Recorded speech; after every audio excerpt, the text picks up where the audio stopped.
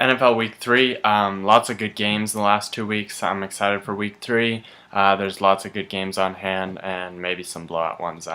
So I'll get you started with my picks. First up, we got the Chiefs and the Eagles. Andy Reid's return to Philadelphia. I think that he gets it done in his return. The Chiefs' defense is superior to the Eagles, and they'll get the job done. Jacksonville at Seattle, that's an obvious blowout. Seattle Seahawks are going to take that one. Just too good of a defense. Jacksonville's offense, too stagnant. Seahawks win in a landslide. Houston at Baltimore, we got Ray Lewis's induction into Baltimore's Ring of Honor.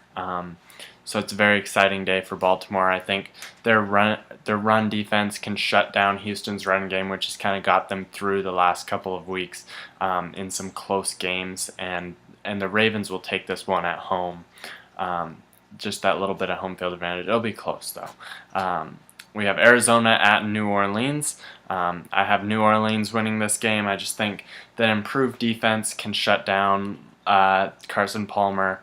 And Drew Brees in that offense is too powerful for the Cards to keep up. Then we have this Sunday night game, the Bears at the Steelers. The Steelers line's really struggling this year.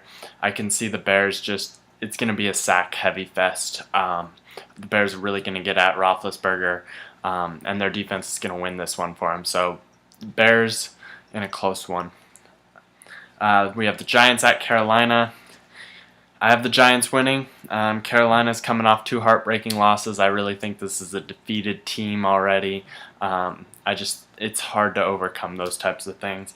And Giants, they're going to turn it around sometime. They cannot continue the turnovers. Tom Coughlin's a good enough coach. He'll get that team to turn it around.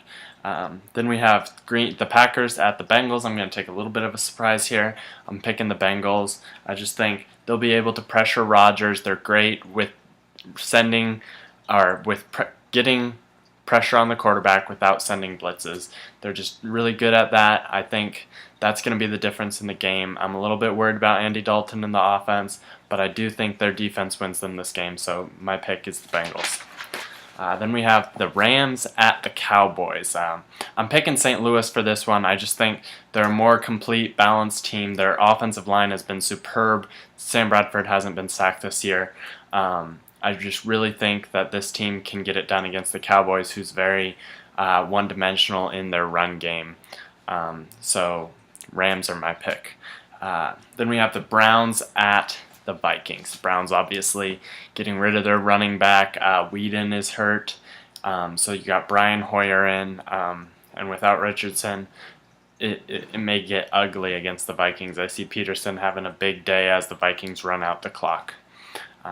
Then we have the Buccaneers at New England. New England in Foxborough, nearly unstoppable.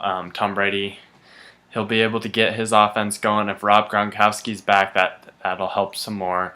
I just think Brady at home, it's tough to beat, especially with the Buccaneers, who's really struggling with some coach-quarterback controversy.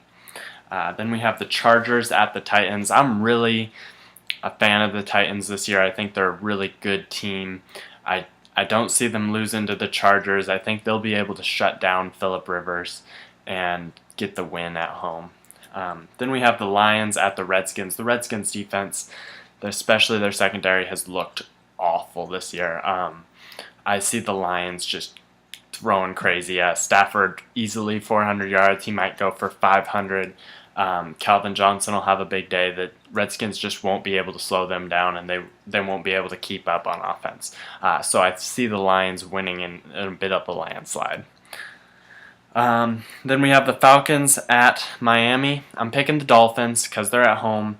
I just think the Falcons are going to be too one-dimensional without Steven Jackson, and the Dolphins will be able to key on that. They're a solid defense. I really think they'll be able to capitalize on that, on the loss of Steven Jackson, and get a third win, so they'll go 3-0, which will be a very good start for the Dolphins.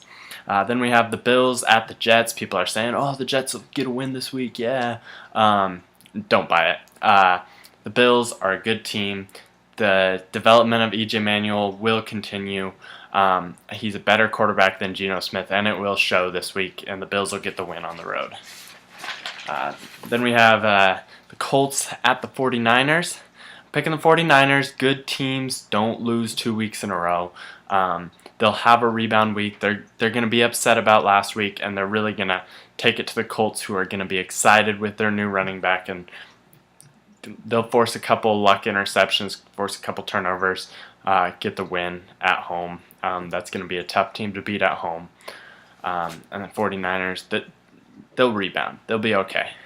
Then we have the Monday night game, the Raiders at the Broncos. This is an awful primetime game. It's going to be a blowout. The Raiders defense is no good, and Peyton Manning, he might throw for 7 again unless they're running the ball out. Count for a big game for Noshan Moreno. They're going to run the ball, run the clock out in the second half. They'll be up by a lot. I see this as a bigger blowout than the Seahawks-Jaguars game. We have the two best teams going against the 2 worst teams this week, so it's a little off, but there's a lot of good matchups to go around. So I know you'll be watching NFL on Sunday. Follow me on Twitter for my opinion and updates. It's at jthart23.